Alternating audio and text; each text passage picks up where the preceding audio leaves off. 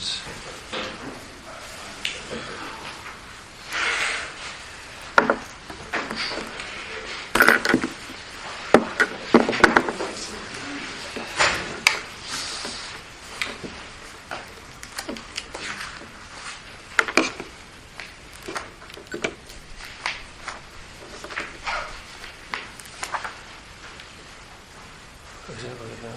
As the chairman of Reckitt and Coleman said at the beginning of the board meeting, anybody? Are we all mustard?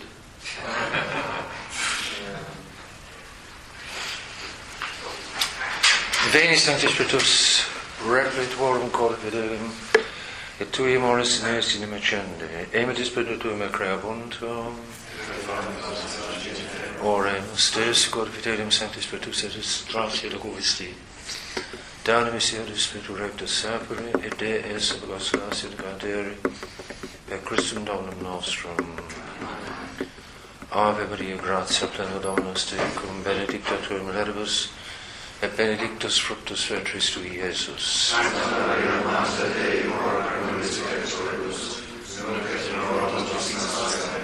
Sancte Toma, Sancti Piedecime, Sede Sapientiae, Spiritus Sancti, Amen.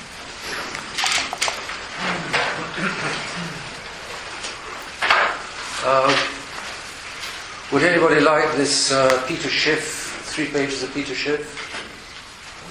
No one else wants it, I'll take it. If not, I can get it from the internet. Yeah, sure. I'll take it.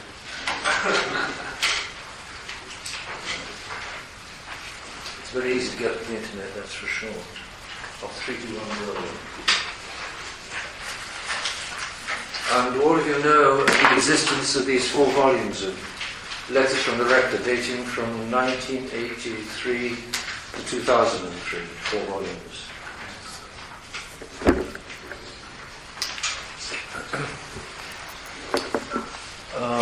And you can get hold of them. You should soon be able to get hold of them. They've got a few copies, I know, down in Exeter at Carmel Books, and they're probably going to get some more. So, well, we'll continue with Marcel Ducourt, and we'll see what time we have left and what inclination we have left after that. We saw the Kant is the systematizer of this crazy knowledge. It's called subjectivism. That's it. The subject is the determiner of the object instead of the object determining the subject. The subject determines the object. Everything is now centered on and built inside the subject. All knowledge is inside the subject. Nuts. Absolutely nuts. Subject and object. The subject is, from the Latin sub, beneath, meaning beneath, and ob is what's opposite, like opposite, placed opposite, ob in front of, sub underneath. So here's Frankenstein. He is the subject, and the tree is the object. All right. Now, and Kant says we can know the appearance of the tree, the surface of the tree, but what's behind the surface we can't know. Aristotle says the senses pick up the surface. Kant says the same thing, it's obvious. But through the senses picking up the surface, the mind picks up the essence, or what the thing is behind the surface. Kant says we can pick up the surface, but we can't pick up what's behind it. We don't know what's behind it. The thing in itself is unknowable. It's insanity.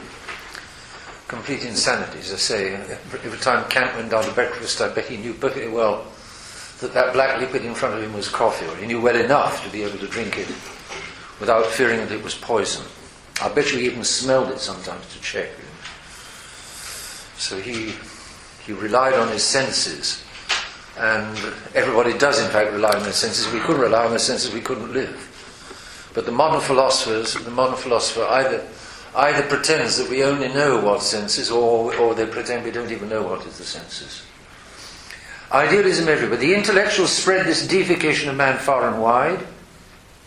We saw that one. Minds adrift.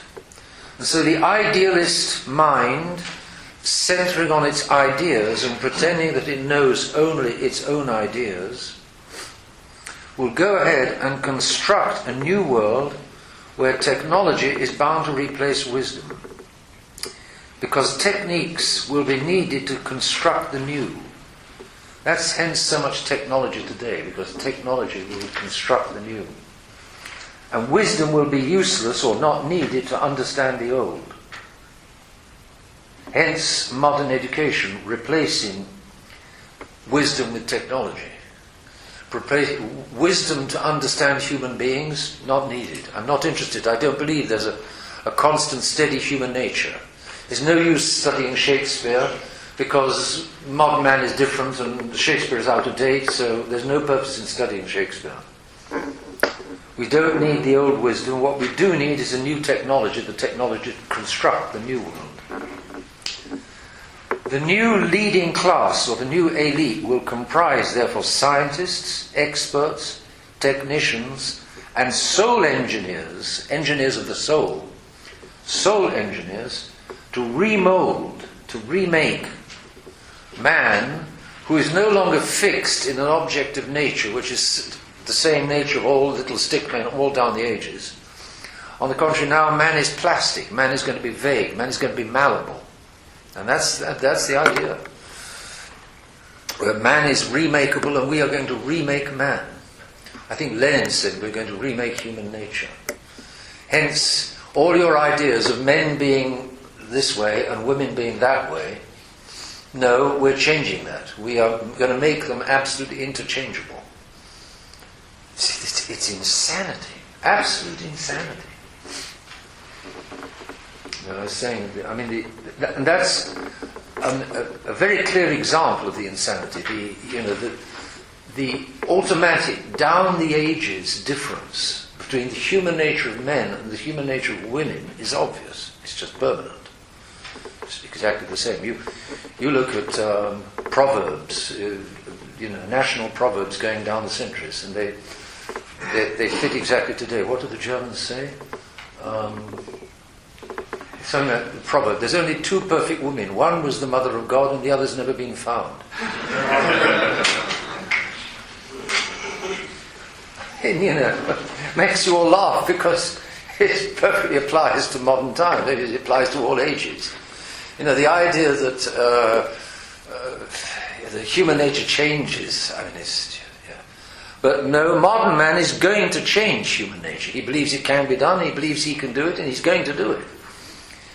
It's insanity. And then, of course, old human nature keeps coming back. Women keep on being the way they are. There's no way around it. So, they would say men keep on being the way. Well, they have to keep their own end up, of course.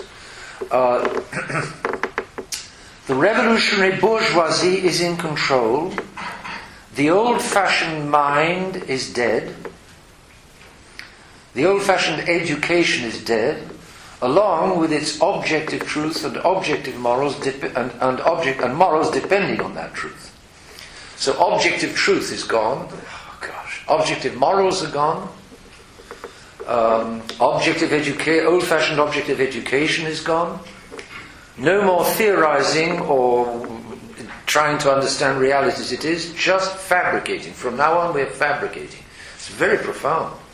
It's very true. If everything is subjective, even the world around me, then I can behave as I like. If I fabricate everything, if everything depends upon me, if there are no 10 Commandments, because there's no objective truth outside there, there's no God outside, there's no Moses outside, there's just these texts which we've inherited from the past, but the content is changing with me, and I can behave as I like. The mind is henceforth completely adrift, and will merely follow the willed power, and any force or power brought to bear on that will. In other words, when the classical understanding of the soul is that you've got the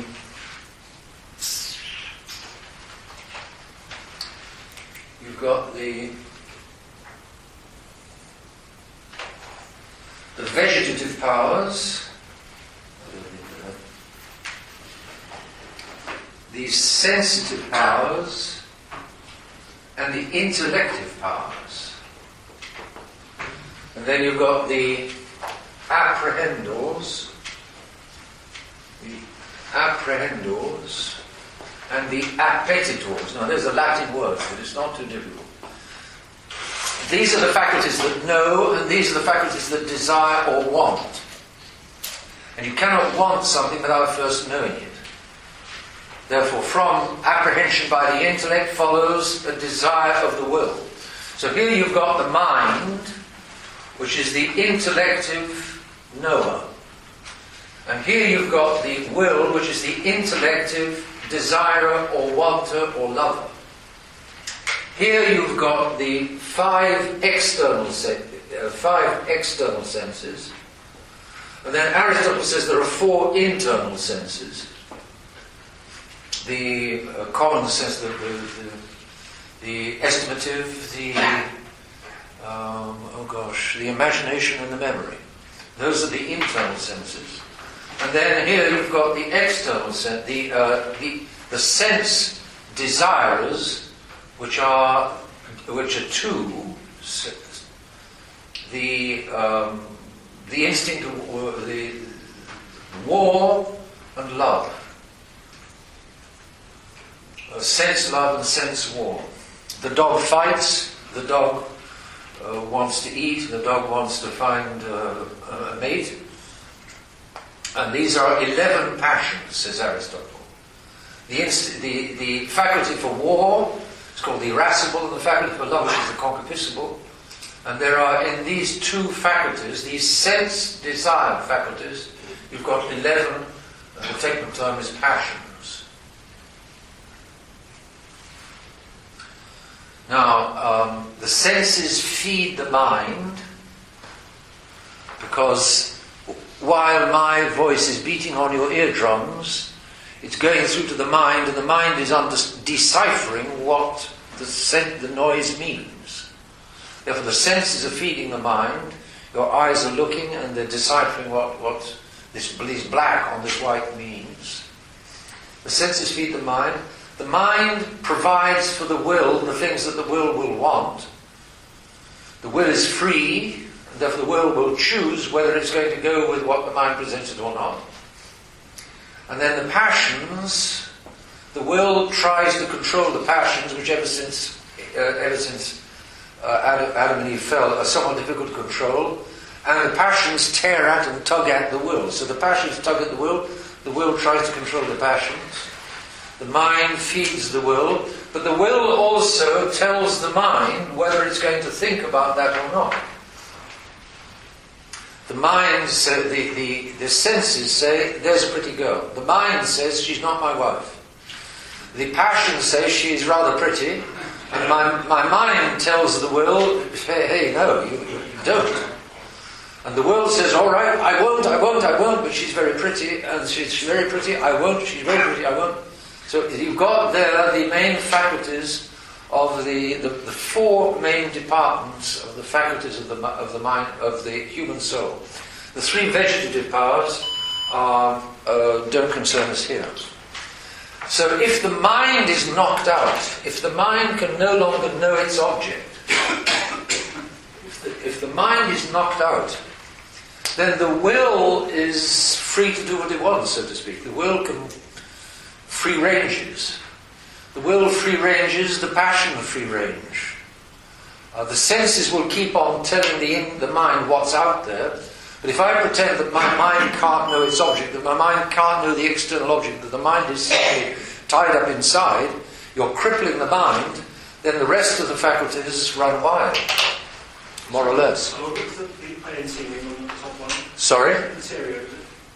Interior, yes. And then further up The next to 5 exterior senses, the 4 interior senses. And then further up next to the mind, is that another interior as well? No, this Apprehension. this is apprehension and appetition. Intelligitive. So this is apprehension or knowing, the faculties of knowing, and the faculties of desiring. The faculties of the higher soul, faculties of the lower soul. So you've got the higher knower, the higher desirer, the lower knowers, and the lower desirers. We share all of these faculties with an animal. We share these 2 faculties with the angel. That's the classic. So you've got 9 powers. Sense knowing, you've got 9 powers. In the intellect, you've got 2 powers. That's an additional computation. That makes 11. The will is a single power, 12. And then there are 2 powers: the power of war and the power of love, on the level of sense, and that makes what did I say? 9, 10, 11, 12, 13, 14 powers. Plus 3 vegetative powers makes 17 different powers or faculties of the human soul. But what's so great is that the passions are what they are, and they're difficult to control. But the will, as long as the mind is telling the will what it can desire and what it can't desire, what it can let loose and what it mustn't let loose, well, the mind and the will can give battle and do what they can to stop the passions, the sense appetite running wild. If the will is weak, then the sense appetite may run wild, but if the mind is at least still intact, then I'm going to the mind will, the weak will, enlightened by the mind, will try to strengthen itself in order that it can give battle to stop the passions going crazy. But if the mind is knocked out, then there's no... And that's the state of students in today's universities. The mind has been knocked out. There's nothing to resist the passions, which are always powerful. Especially the passion of love, of course.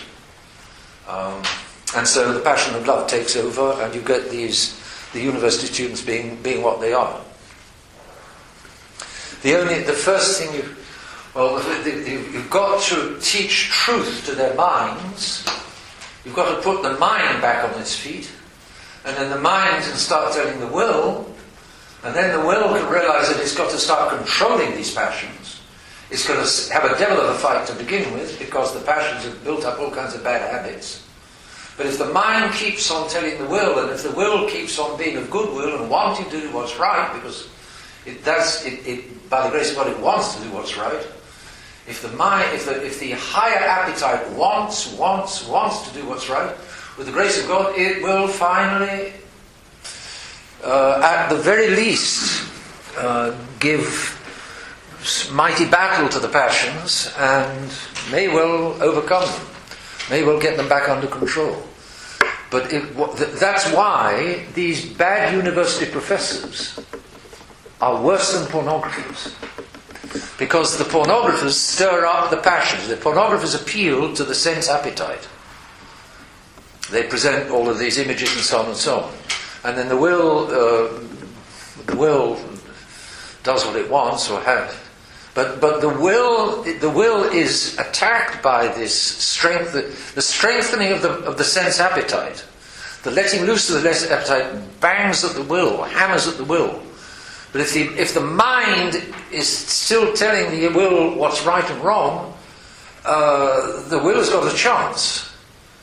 But if the mind is knocked out, so that as far as the will is concerned, everything is okay, then the will is going to be swept away by the passions. And that's the state of youth today.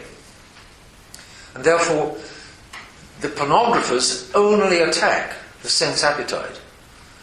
But the Kantians, who tell the university students that their minds are incapable of knowing any truth outside, any truth above them, any truth of God, Those who knock out the mind are knocking out the highest faculty of the soul, and therefore such poor students have no chance against their passions. The idealist mind will construct a new world. If everything is subject, even the world around me, then I can behave as I like. My appetite, higher and lower, will do what they like. The mind is now completely adrift. It's been knocked out by the Kantian system. It will follow the will. Instead of the mind leading the mind will now follow the will to power, and any force or power brought to bear on that will. The passions notably. The passions are the strongest influence upon the will. Sartre, the French existentialist, pretends that the intellectual is not subservient to the powers that be, on the grounds that he can always betray them. But the truth is that the modern intellectual is the powerless toy of any real power that has seen through him and knows how to manipulate his adolescent dreaming. In other words, he's saying that your modern intellectuals, your modern intelligentsia, are the slaves of the money power. He's not put it quite like that, but the money power has the power and the means, the money to bring to bear on the intellectuals, and so your supposed intellectuals, your supposed thinkers, your journalists, your politicians, your university teachers, your university professors, they all claim to be the elite of the new world, but they are the abject slaves of the money power. Because they've got nothing with which to resist the money power. Imagination takes over. Although the money power is clever, the money power doesn't do it always obviously and only by means of money. As he says, it knows how to manipulate the intellectuals. The intellectuals are poor things. Gosh. Poor things. The Catholic priest should not be a poor thing. He's got something completely outside him and completely above him. The great Lord God, of whom the Catholic priest is, in theory, has a good idea, has a serious idea of who the Lord God is and how great he is and how completely independent he is of us. So the Catholic priest should have a real motivation not to let himself be pushed around. Well, he may still get pushed around one way and another, but he's got a real motivation not to get pushed around. The modern intellectual hasn't got that. He's got nothing. The modern intellectual is a miserable creature. He's got nothing. If you take God out of man, there's very little left except original sin. The little black stick man comes from God, so if you take God out of man, all that's left is red. Could I ask, what about conscience? How does conscience fit into your... That's an interesting question. Conscience is, what is it? It's the, that's a very good question. It's not a faculty. Gosh, this is delinquent. What, MJCF. For goodness sakes, what is conscience? Conscience is not a faculty on its own. It comes from knowing. Yes, that's it. That's right. That's right. It's a scientia. In Latin, conscientia, it's a scientia. It's a knowledge. It's in the memory, basically. Together with, implanted in the soul, as says Aristotle and so on, implanted in the soul, are the first principles of the mind. The first principles in action and the first principles in theory.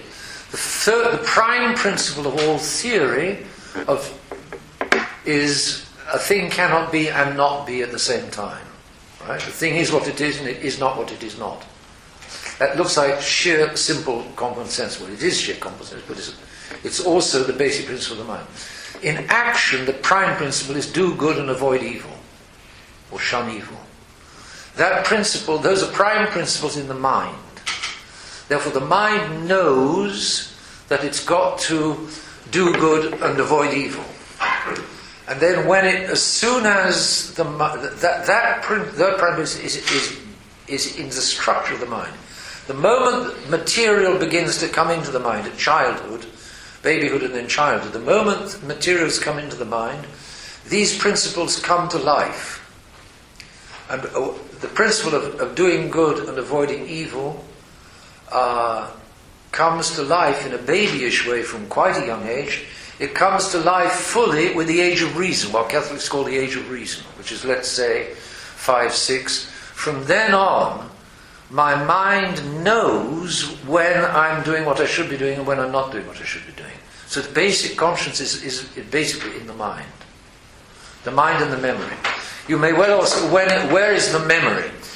And the memory is basically, it's one of the 4 sense apprehenders, funnily enough. But it works. In an animal, there's no traffic between sense and intellection, because there's no intellection in an animal. But in the human being, there's traffic between sensation and intellection, and therefore the sense memory partakes in a way of the mind. So conscience is the sense memory working with the mind, and the mind working with its prime principles. And what they together provide is a knowledge and experience of what's right and wrong, which is alerted and then the intellect tells the will what's right, tells the will what's wrong, and then the will either wants to do what's right or it doesn't want to do what's right. I was thinking particularly Newman's commentary on the expostulations of Mr. Gladstone, where he describes truly what the conscience is, but Gladstone seems to confuse conscience with revelation. Oh boy, Gladstone the politician? Yeah. Oh, he's not a philosopher. Newman was not much of a philosopher either. He was a thinker, but he wasn't a philosopher, because he never studied scholastic philosophy. So he was doing it, he was flying by the seat of his trousers to quite an extent. He's a very good mind, no question about it, and writes beautiful English, but he didn't have a full old-fashioned training in Catholic theology. No. My Lord, what is courage? Is that part of will? Courage. There are 4 cardinal virtues. Aristotle places prudence in the broad sense of the word. That doesn't just mean being careful. It's the virtue in the mind of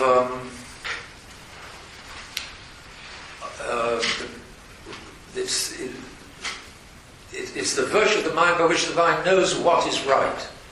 Prudentia, knows what to do, knows the right. Knows the right way to act. Can I let this child have a bicycle?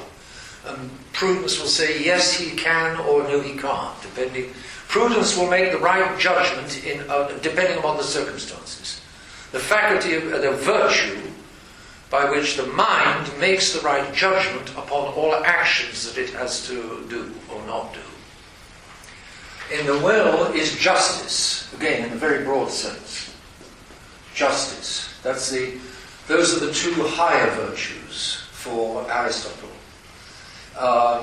For love, the virtue is the love faculty, temperance, which means more or less self-control.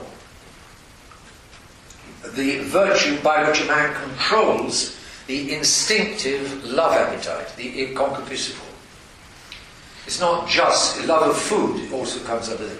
The desire for any sense thing that I want, like foods. Food is something of the senses that I want. So temperance will be control, for instance, of the appetite at table. It will also be control of the appetite for woman, or the woman's appetite for man, or whatever. The war virtue is fortitude, which is more or less courage. So courage is the virtue that measures correctly when I need to go to war and when I don't, so to speak. It's the virtue that that controls the war appetite.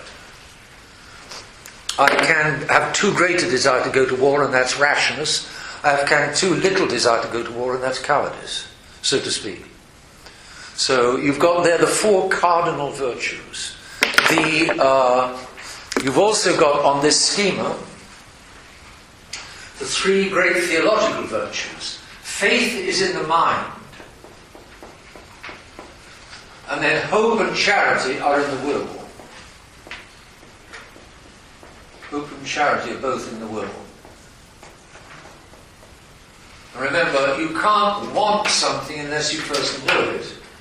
You can't have true charity without having true faith. If you've got a mush faith, you can only have a mush charity. And if you've got a mush mind, it's very difficult to have anything other than a mush faith. Because the faith is seated in the mind. If the mind is all messed up, which is the state of minds today, because of this terrible subjectivism, if the mind is cut off from its object, as he said, it's cut off from its life. It's spinning in a way, it's spinning on itself, inside itself. It's crippled because it's not got any grip on what is its object. Because Kant says that it can't know its object. So Kant has it spinning around in itself, which means that the rest of the human being is leaderless and guideless.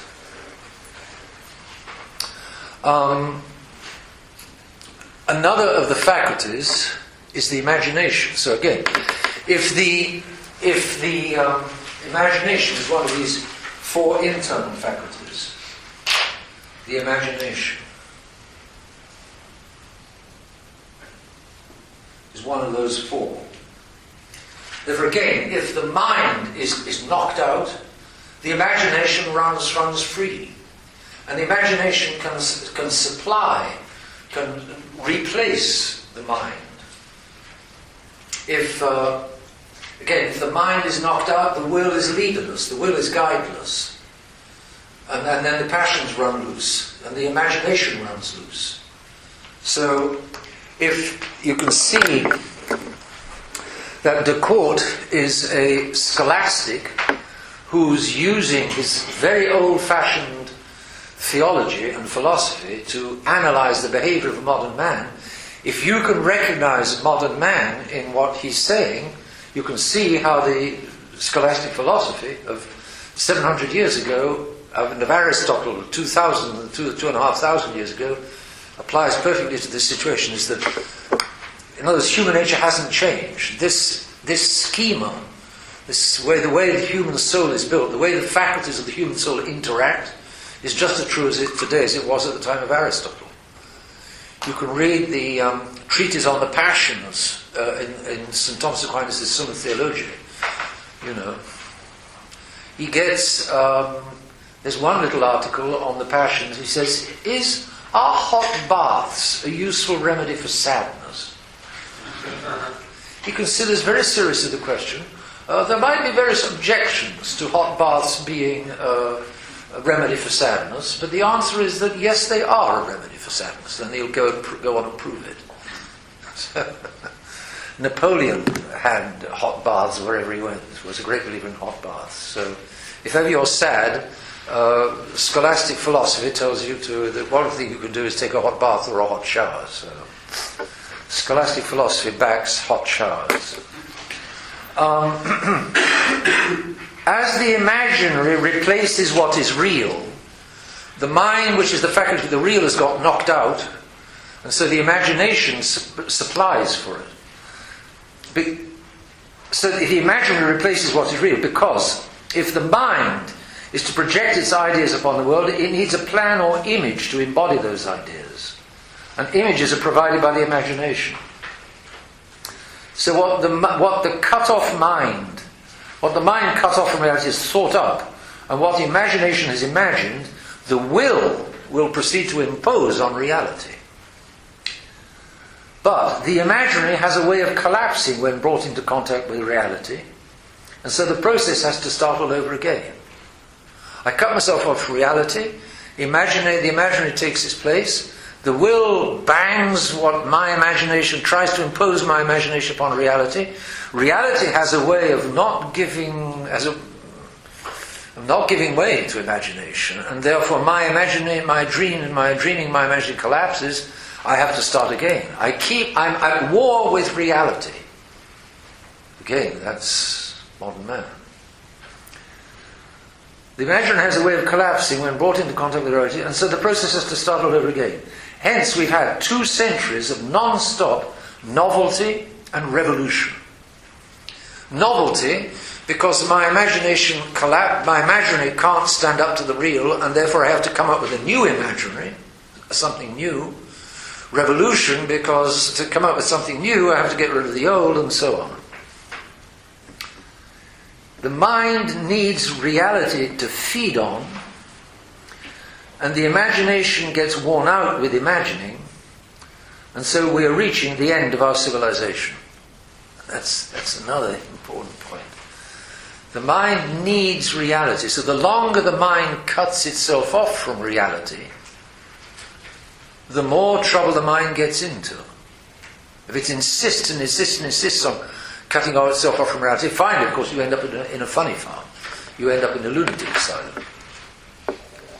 The imagination gets worn out with imagining, he says. It's being constantly called on to keep on imagining.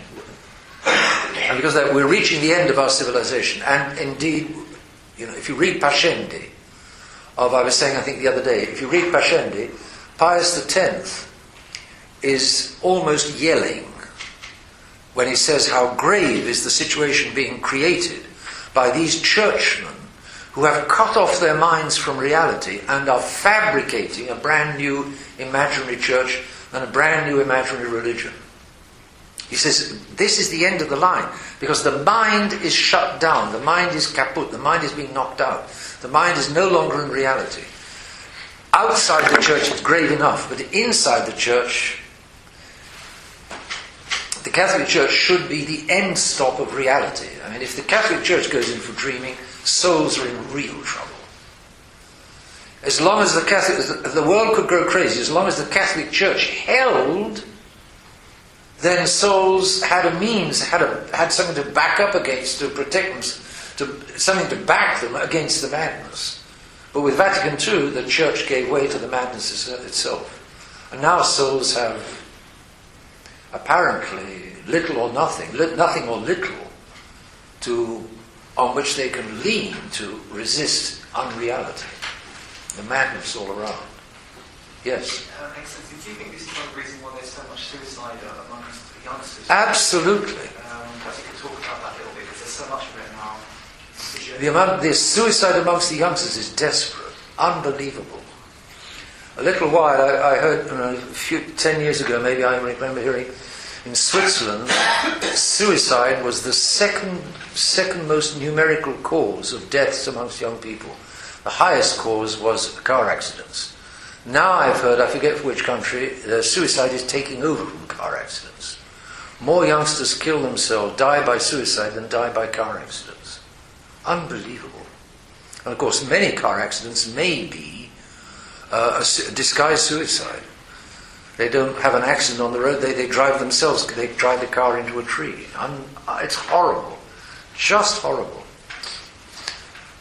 In the Summa, St. Thomas Aquinas says that youth is the time of hope. It's not the time of hopelessness. On the contrary, it's the time of hope. And then the suicide, for the youngsters to commit suicide like with the freaks, it's dreadful. Just dreadful. Why do they do it? Because they're given nothing to live for and nothing to hope for. The adults don't give the youngsters any truth. The youngsters the adults tell the youngsters in these supposed universities that their minds are incapable of knowing reality. And so John Lennon draws the conclusion. Nothing is real, nothing to get hung about.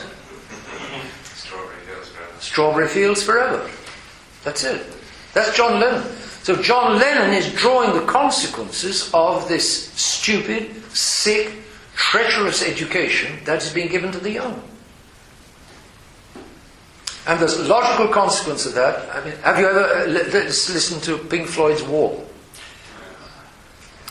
The Wall, is the first 12 songs are Mother is no good, Father's run away and is no use, School is, just don't mention it, We don't need no education, Teachers leave us kids alone, The girlfriend is a washout because I beat her up and then for some reason she wants to get away from me. And I don't want her to get away from me, and I say, come back, and then she doesn't want to come back because I beat her up again. So the girlfriend is no good. In conclusion, I think it's song number 12, Goodbye Cruel World. I'll kill myself. And numbers of children, youngsters have listened to those rock songs, and the conclusion is they can kill themselves. Pink Floyd hasn't killed himself, he's making good money. What's it, Ken, what's his name? Pink Floyd is not the man's actual name, but it's very interesting, The Wall. It's very interesting to listen, to read the words of pop music. Full of suicide. These poor youngsters are desperate. Well, the rock musicians are not so desperate because they're making a good living. Although Kurt Cobain blew his brains out. Shotgun in his mouth and just blew his head off. And if you read his words, they're just chaos. If you're going to be teaching the young, it's well worth listening. Find out what their rock groups are. Find out what their favourite rock groups are, and then get the disc and look at the words and listen to the music. It's outbreak also, a lot of them are sort of goths or emos, and there's a lot of self-harming going on amongst you. They cut themselves. Yeah. It's just sick. I mean, but they've not been given anything else. They've not been. The youth are betrayed. St. John Fisher said the fort has been betrayed even of those that should have defended it. That was the betrayal of the clergy. The clergy betrayed, and Henry VIII did his thing. And St. Thomas More said the clergy were lacking in grace. They undoubtedly weren't praying enough. The grace wasn't there. And therefore the clergy betrayed and the whole country was betrayed. And today the adults are betraying. The men are betraying the women because the men should be leading the women. 3 L's. Listen, love, and lead. Listen to the women. Listen to your wife. Listen. Love her. That's most important of all. Teaspoonful of affection and she's good for another 200 miles. It's true. It's true. They run on love. You'll never understand them. You don't need to understand them, but you do need to love them because that's what they run on. We men don't run on love. We run on ego. So a smart woman looks after her husband's ego. Oh, darling, you are the greatest. You are my hero. I like that. I don't need a mistress. This is all I need. But if a wife makes her husband look and feel small, he will look for some other woman who will look up to him. A man needs to be looked up to. St. Paul says, it's scripture, it's not just my subjective dreaming. St. Paul says, husbands, love your wives and do not be bitter towards them. Because that's what they need. Wives, obey your husbands. And for a wife to obey her husband, the husband needs above all to show that he's obeying God. Because a wife can respect a husband who obeys somebody higher than him. But as I said the other day, if the husband refuses to obey above him, why should the wife obey the husband? The time of the American Revolution, when the men were all down in Philadelphia, at that time state affairs were still handled by men. The Constitutional Convention down in Philadelphia was a bunch of men. And when, I think it was John Adams came back, or maybe while he was down there, I think the Constitutional Convention was in 1787. The revolution had broken out in 1776, so the Constitutional Convention was only a few years later. And Mrs. Adams wrote to her husband, Mr. Adams, it was the kind of way you addressed the husband that time, Mr. Adams, you are planning and negotiating the independence of our country.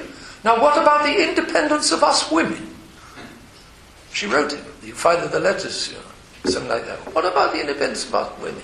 What are you doing for us women? Because the women were already doing their mental arithmetic. If you men are making yourselves independent, why shouldn't we women also be independent? And from then on, American women have been uncontrollable. Again, I exaggerate, that's a wild generalization, but they, as a general, they are particularly uncontrollable. Because their men are, by ideal and by their ideals and by their beliefs, they worship independence. The American Revolution is the very basis of the United States. They worship independence, so the women worship independence as well. They're simply following their men. And today's men are such creeps that they're quite happy to have independent women who aren't a drag on them. If my woman is hanging around me, she's a drag. So if I don't want my woman to be a drag, I'm going to be happy if she makes herself independent. And then you see, especially in the United States, probably here also, you see in the airports when you watch families, flying and so on and so on. You can see I used to be able to see the wife wanting her husband's attention, wanting to be able to lean on him, wanting to be with him, and the husband sort of pushing her away. Look, I'm the Lone Ranger. You be the Lone Rangeress, and make our children into little mini Lone Rangers, and they will all be independent, and I will be free. I will be free. Marriage is a bond. And freedom is the opposite of a bond. It's a bind. Marriage is a bind. Well, usually they say bond. But marriage is a bind. So if you want to be free, you don't want to be married. Or if you are married, then you don't want her hanging around you. You want her... Modern ideals are dead against family. You find all of these things in those 4 volumes. Could I just ask the question, the development of the feminist ideal started with the suffragettes. Yes. I mean, it's very hard to make people see that. They believe that the suffragettes were simply votes for women and nothing else. Would you agree? I think that's... People don't want to see the falseness of the modern world that they're building. They don't want to recognize that they are cut off from reality and they're into an imaginary world which doesn't correspond to reality. Therefore, the independence of women is a good thing. And if women have got independent, they think that's a good thing. They don't see it as a problem. They don't see it as making a major contribution to the breakup of the family, which of course it does. And as you say, they limit then the suffragette movement, which is a consequence of the independence of woman. It's not the cause of the independence of woman. It's not... Feminism wasn't caused by the suffragette movement. Feminism caused the suffragette. Suffragettism didn't cause feminism. Feminism caused suffragettism. The demand for the women to vote was simply a product of the supposed raising of woman to equality with man. Yes. Right? Yes. And that's false. It's a dream. Again, are man and woman equal? Before God, yes. Before the judgment seat of God, when all of us go in front of the judgment seat of God, absolutely. And that's what's most important. But in this little life, are men and women equal? No, they're unequal in everything. In everything pertaining to motherhood, women are superior. For instinct and intuition and the sense of what's going on in the children, the sense of what's going on in the little baby. Baby is crying. She knows exactly what it's about. She capiche very fast. She intuits things, which is what the gift that God gave her. Darling, you were telling me 2 months ago that about our boy, and I did. Now I see it. You're right. How did you see it 2 months ago? I don't know. But she did see it. She did see it. It took the man 2 months to capiche, because he was using his mind and he was working it out. It took him 2 months. She got it without knowing why or how. She got it by intuition. So they're very different. But all of these real difference between men and women are just wiped out today, because in our imaginary dream world, our modern imaginary dream world, we are remaking human nature. And yet old human nature has a way of coming back. You know about around, I would guess, 1920, when there were no dictating machines, when the feminine secretary was used to take down dictation from the boss, G.K. Chesterton quipped, "The girls all stood up and said, 'We will not be dictated to.'" And then they went off and became shorthand typists. And that's human nature coming round the back door. Because the secretary, the girl secretary, is fulfilling a feminine role alongside the boss. From the point of view of morals, it's dangerous, unquestionably dangerous. How many bosses will have committed adultery or fornication with their pretty little secretary? The modern office is made for immorality, you could say. But in any case, that she sort of depends on the boss, that she listens to the boss, that she serves the boss, that he's a man and she should be a woman, completely normal. Completely normal. It's feminine human nature coming back. And so she refuses to be subordinate to her husband, but she'll go off to the office and work for a boss. And the feminists, recently, in the last 5-10 years, there are always signs of some of the feminists understanding that they want to be back with the men. And you get in these women's magazines constantly these articles about, feminism, how the women want to be feminine again, but feminism continues. Because it's part of the whole great modern dream. And to go back to the old idea of woman means going back to the whole old-fashioned world in which woman is under man and man is under God. And nobody wants to go back to God. Nobody wants to go back to God. Therefore, the women, even if they'd like to be under a man, under a good man, they're going to pretend and keep on saying, "No, I don't want to, I don't want to, I don't want to." It's crazy, nuts. It's the defiance of reality. It just goes on and on and on. It gets heavier and heavier and worse, because the one answer is to go back to God, and the one answer that people do not today want is to go back to God. And therefore the mess just goes on.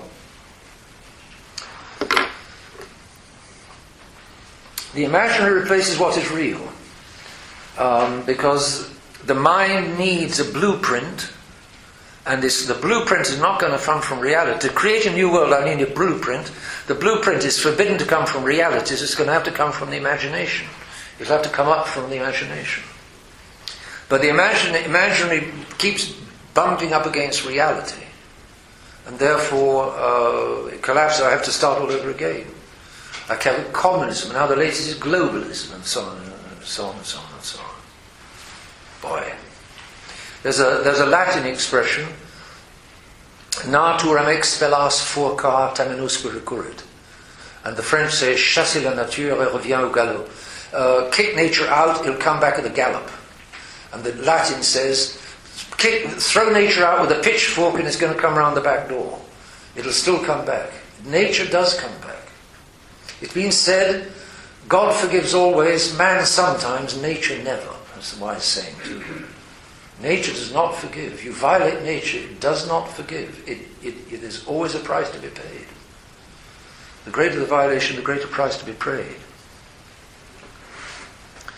A fabricated world. Man has never been so foolish. He thinks he's so smart with his technology, and he's never been so plain stupid. We live in a world of appearances, nothing real, nothing to get hung about, strawberry fields forever. The rock musicians know that this world is false. They know it. They don't know what's true, but they know what's false, and they sing what's false. They attack the materialism, the stupidity, the emptiness of their lives. Some of them commit suicide, others make good money, so they carry on and on. A lot of people, you may remember Woodstock, which was that tremendous revolt in music over in Vermont in the United States, with a 2 or 3 day non-stop rock music festival. In what year Woodstock? Anybody? 68. 69. 69, I think. 69, okay. Again, the terrible 60s. And many of today's adults who were at Woodstock, who were of the Woodstock generation, they just can't, they still live off Woodstock. Woodstock is still the polar star of their lives. Because then they had a purpose, they were kicking against something, they were in revolt. Something meant something, there was still something to be kicked over, to kick down. And they kicked it, and they kicked it down. Since then, there's been nothing to kick against. So they're living mentally in Woodstock even today. The Rolling Stones were back in Brazil last year, I think it was the year before, in Rio de Janeiro. A crowd of 2 million on the Brazilian beach. 1.5 or 2 million to attend, the Rolling Stones with, long in the tooth and silver hair. But the Rolling Stones are still rolling. And their crowds, I'll bet you there was a number of 50-year-olds, 60-year-olds, 70-year-olds that were present at that concert. It's the dream. It's, I've got a dream. You remember, what's his name? Martin Luther King. I've got a dream. And everybody loves the dream. Everybody wants into the dream. I've got a dream.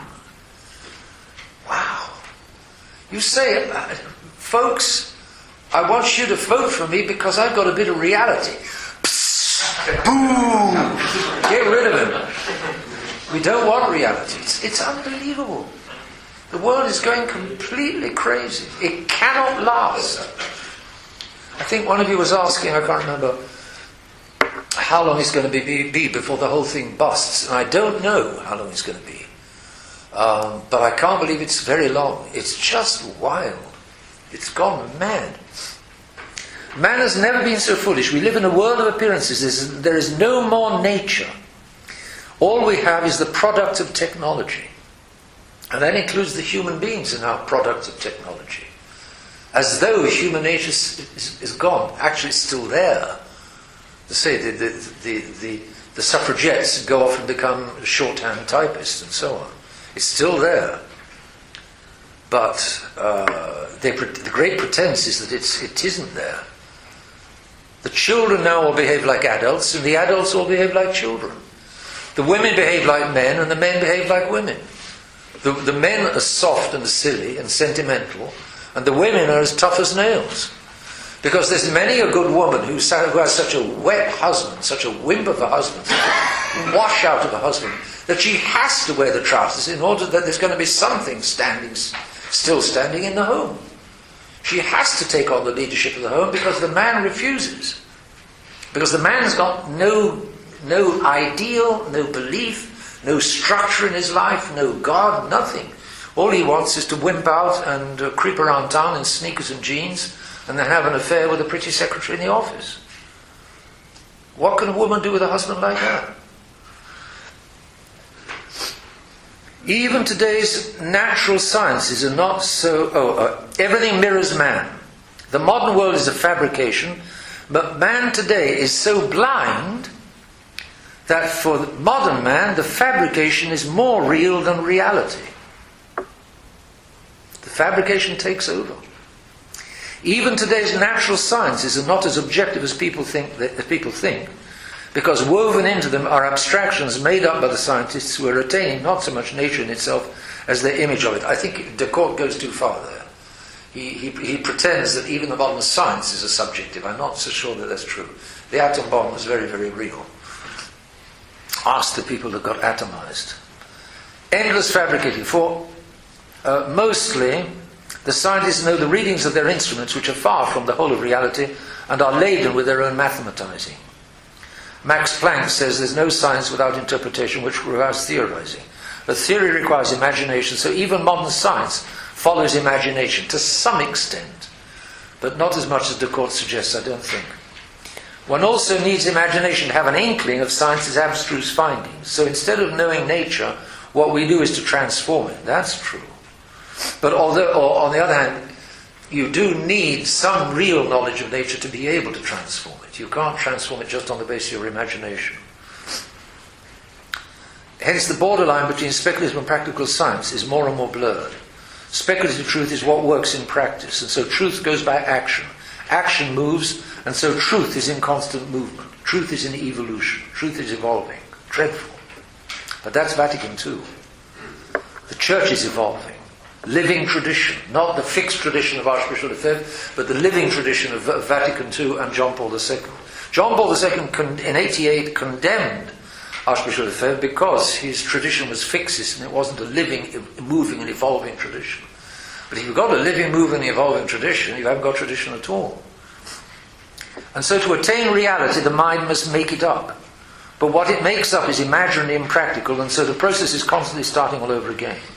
Also, to make things up, the mind has to work from some material, and so by its idealism, or the priority of ideas, it falls right back into materialism.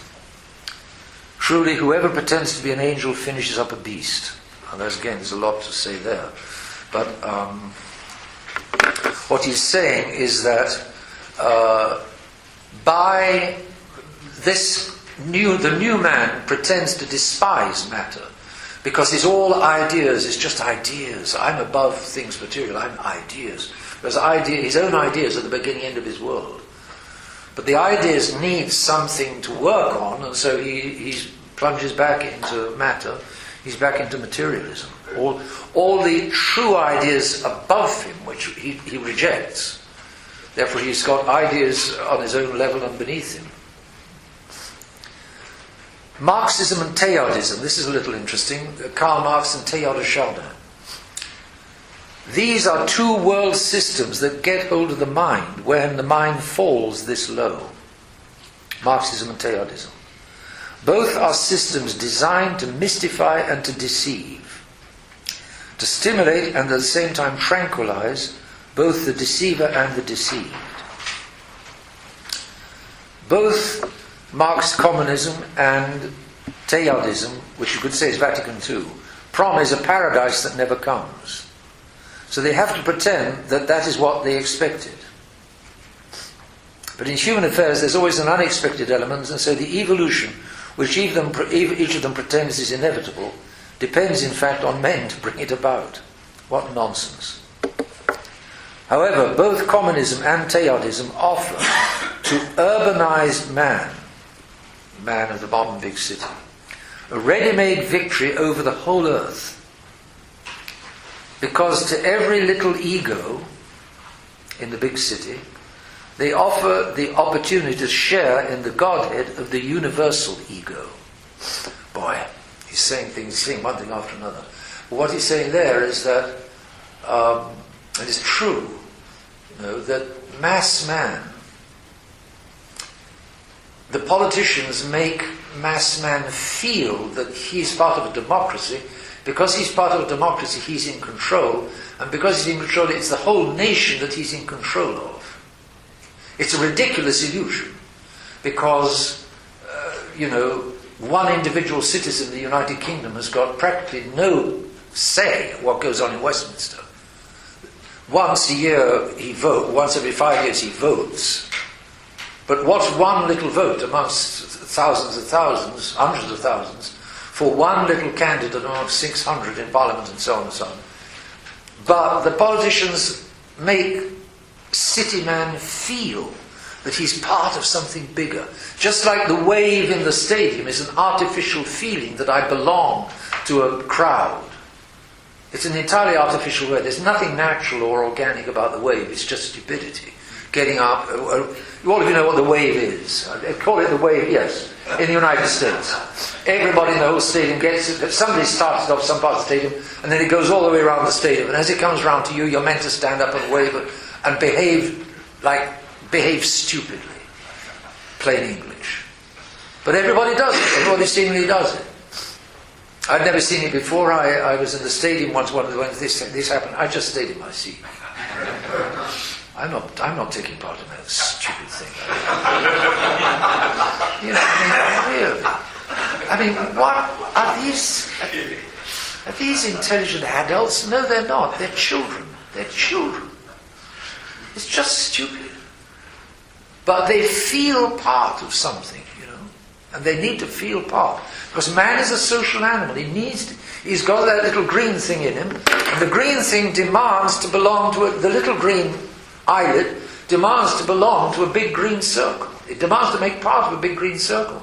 And what he's saying here is that modern politics is making the poor Joe Blow feel that he's part of something much bigger, and he's going to help, he's going to contribute to the destiny of the nation, and so on. Illusion, idiocy. And he says in particular Teilhardism and Marxism do that. Communism makes you feel that you're part of the new future of the world. You're part of the future of a new world. You're going to contribute. You're going to be... Communism is going to make paradise on earth, and you're going to be contributing. You know? Illusion. Self-deceit. Of the two systems,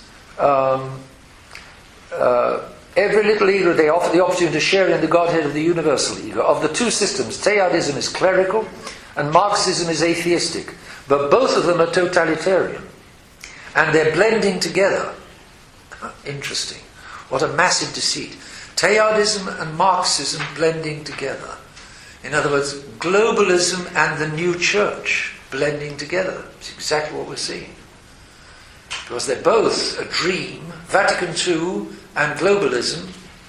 Vatican II preparing the new church that will be part, the religious department of the New World Order. They're both part of the same dream of modern man recreating nature, recreating reality, so that every little Joe Blow will feel part of something much bigger than himself, but it's going to be new and controlled by man. Man is, in other words, I'm going to be part of God. The new humanity is going to be God, and I shall be part of God. That's the illusion.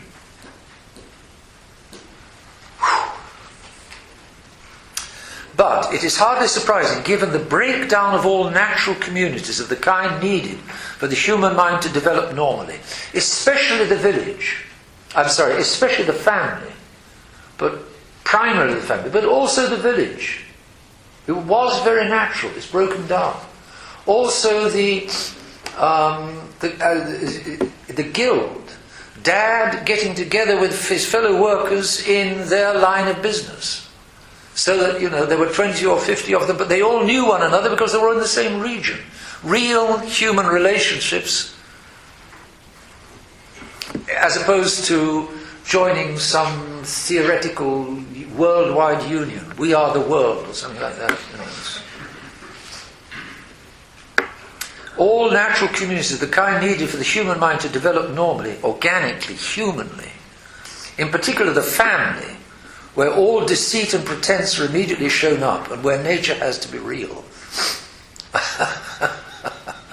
It's difficult to impress your brothers and sisters with your wonderful genius, because they've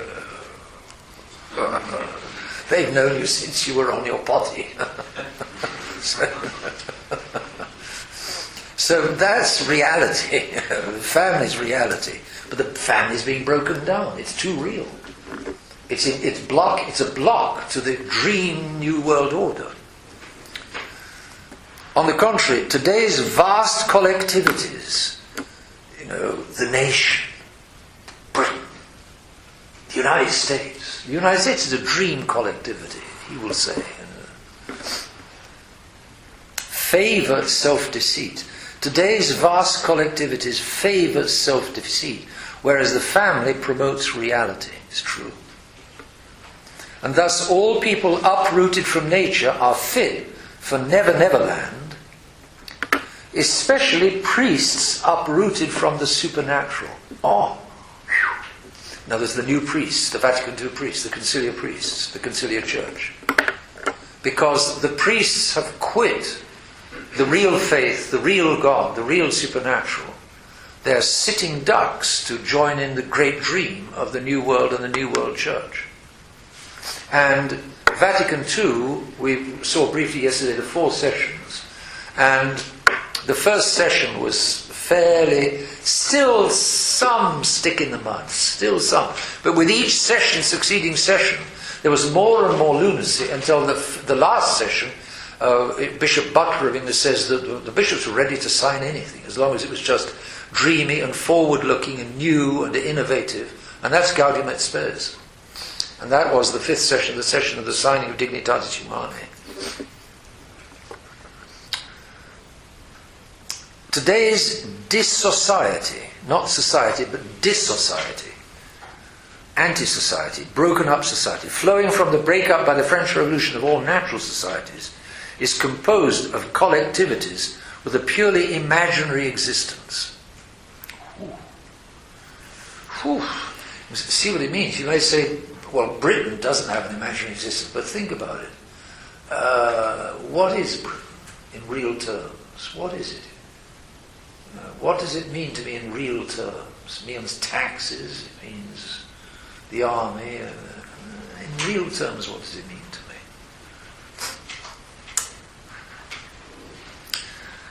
For instance, modern democracies are, in reality, anything other than government of the people, by the people, for the people. The people can truly govern only within a relatively limited area, where they all know one another, and where they choose the leader because they know him. And they choose... they can choose wisely because they do know him. Today we only know our leaders on television. And television is the great dream factory. It's the great dream. It's the magic lantern which promotes all dreams. And the politician who puts himself, who can best adapt himself to the television dream, who's got the most toothpastey smile, he's the one that gets the votes, that wins the debate on TV and gets the votes. You notice all politicians today wear dark suits with a brightish red, usually red or maroon or purple tie. Red, you notice, they all dress the same. Undoubtedly, they've done a poll on television. They've done a scientific analysis of what appearance on TV goes over best with the people, and then that's what they were. And they all wear the same thing. Today, to get voted for, you have to be good on television. So you need to be moderately good looking. You need to have a toothpaste smile. Berlusconi had his hair replanted.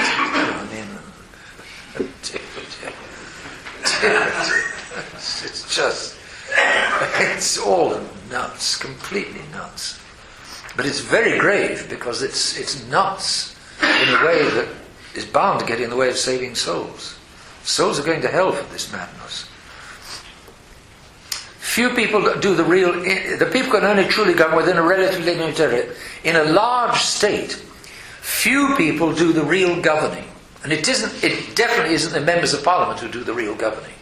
It isn't even the cabinet that does the real governing. That's just eyewash, the puppetry, and eyewash for the stupid public. The party politics doesn't do the governing.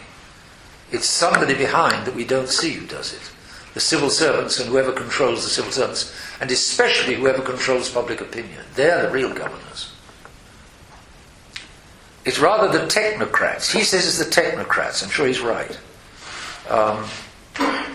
Few people do the real governing, and they are neither the individual voter, whose vote has a minimal effect, nor even his elected representatives, but rather the technocrats, whom everybody else obeys. And we see that now with Brussels and with the European Union. Brussels, the people running Brussels. There's just appeared a recent book by Mrs. Marta Andreasen. Have any of you seen that book? What's it called? The bare truth behind Europe, or something like that. What's Europe laid bare, I think it is. Europe laid bare.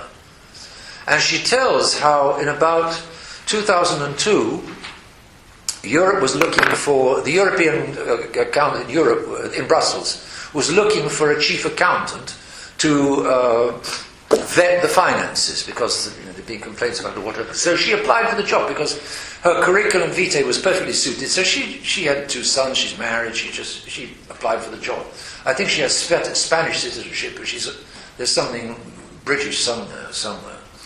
So she applied for the job. She went through 1 or 2 hearings, and finally they offered her the job. So January 2002, she took the job.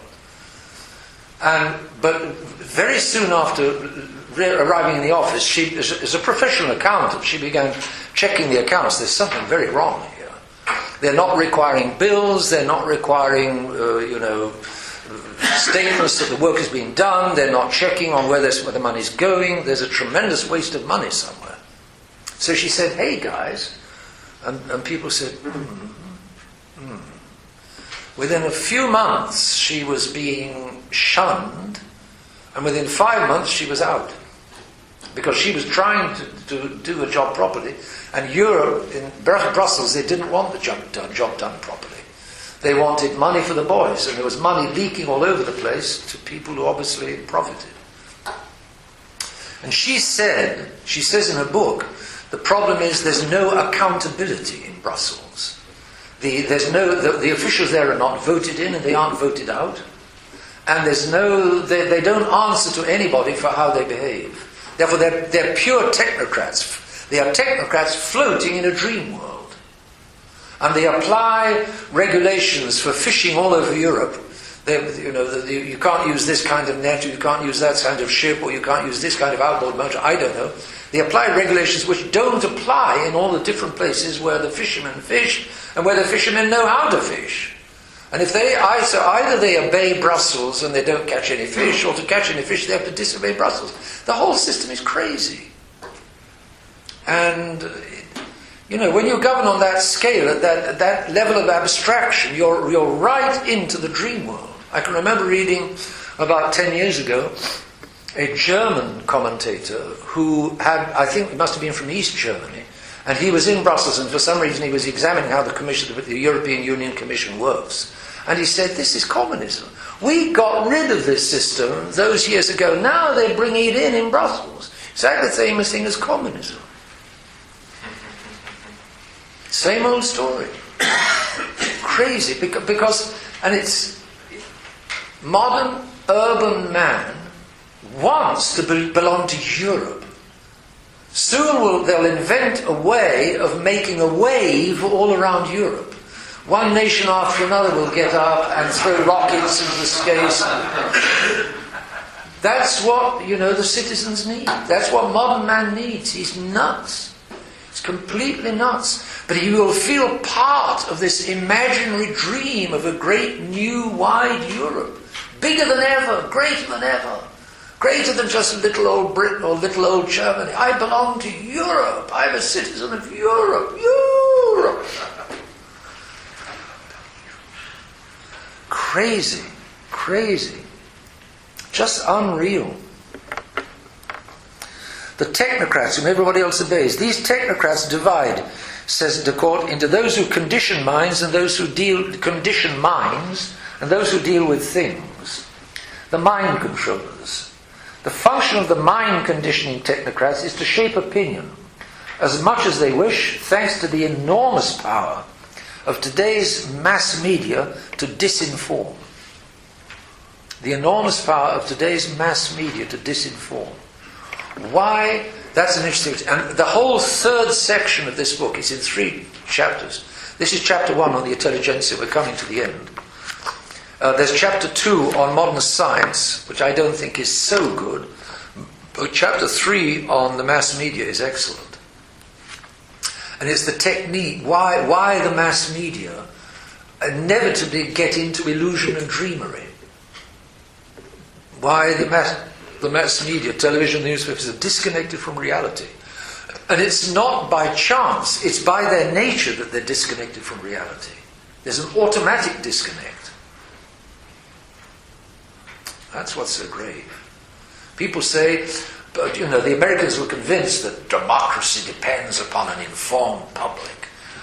Jefferson, we need newspapers. And Americans, since the founding of the United States, Americans have trusted in their newspapers. They've been punished by their newspapers. They've been punished by where they've sinned. Instead of believing in God, they believed in newspapers. They believed in democracy and information and newspapers. Now they have no real democracy. They're governed by bureaucrats and technocrats. They have no real information. The media just spew out lies. What else did I say? Information, democracy, and they've got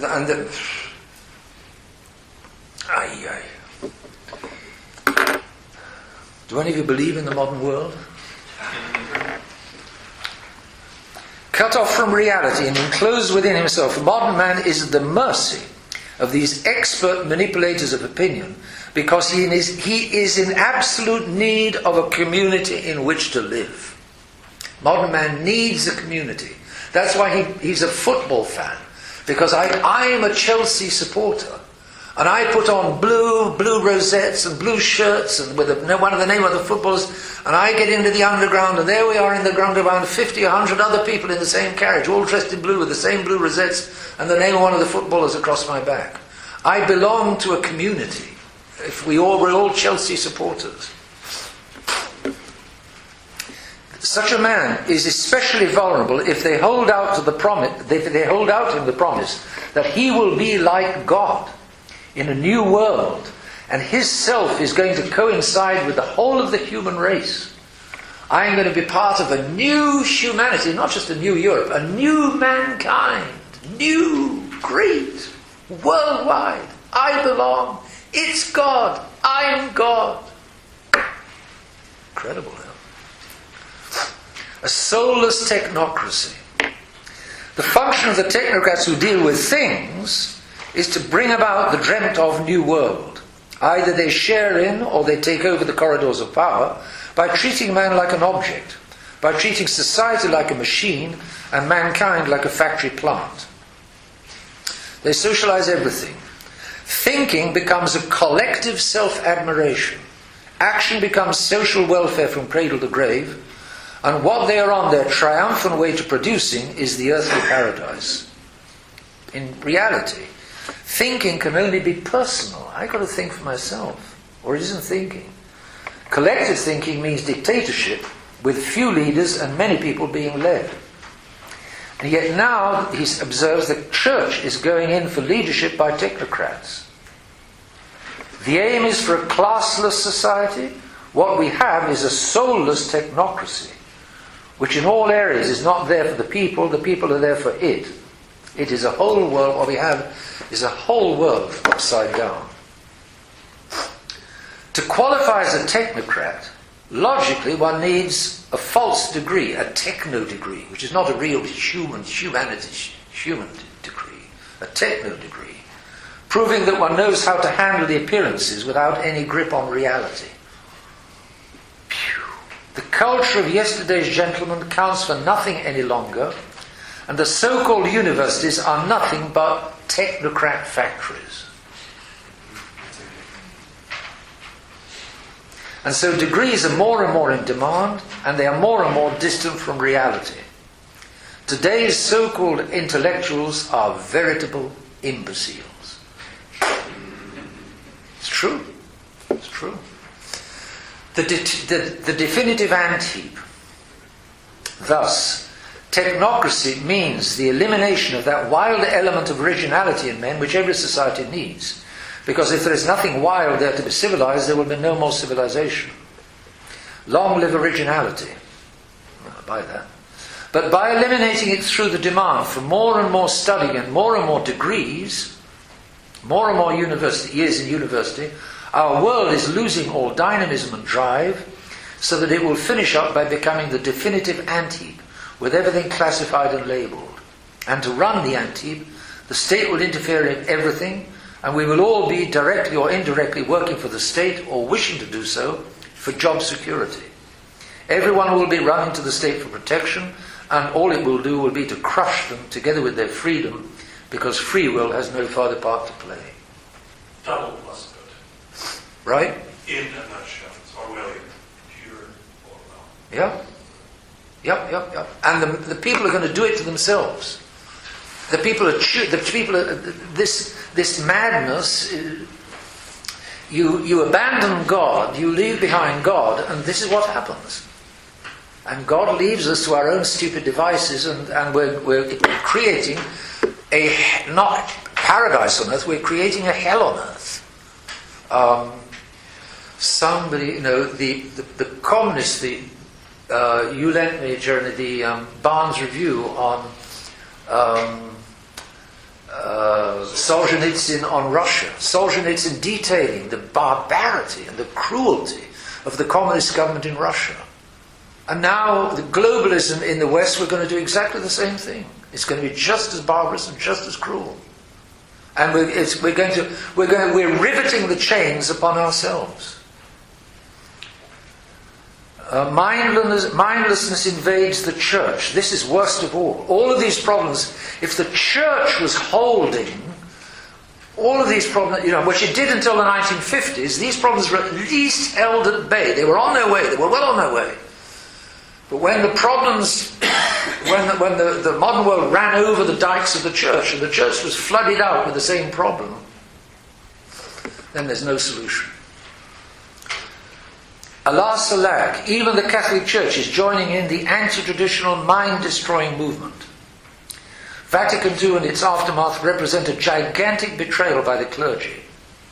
Here are two grand lines of that betrayal.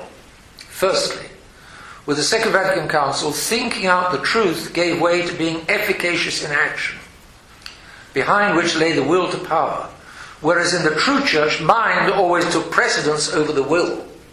But now it's the will taking precedence over the mind.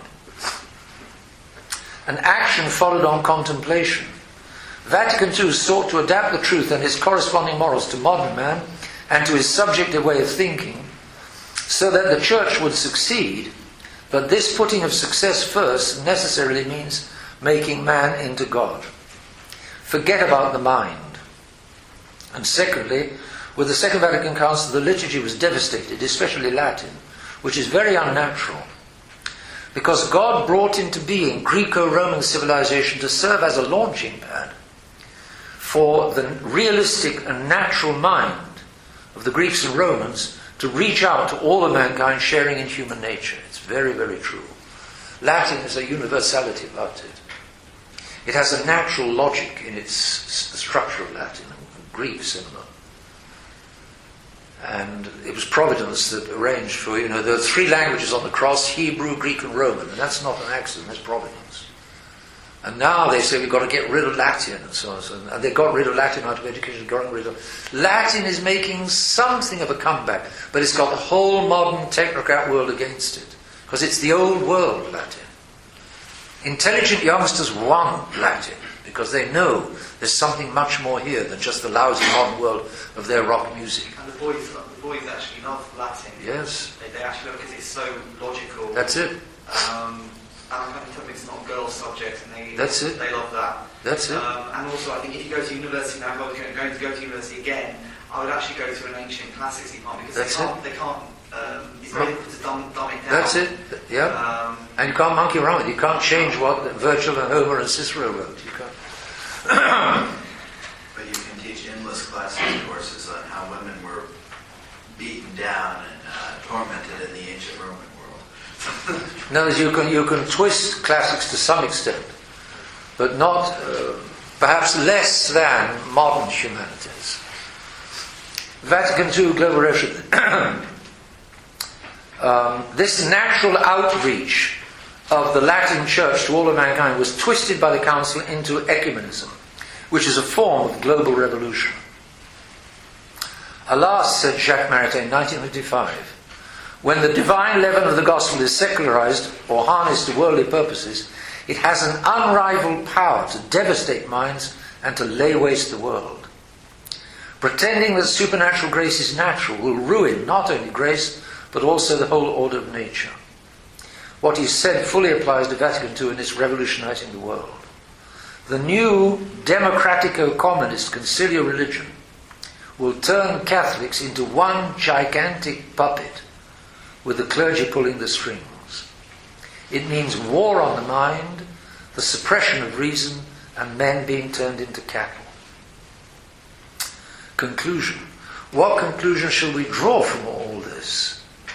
That the human mind is in effect committing suicide.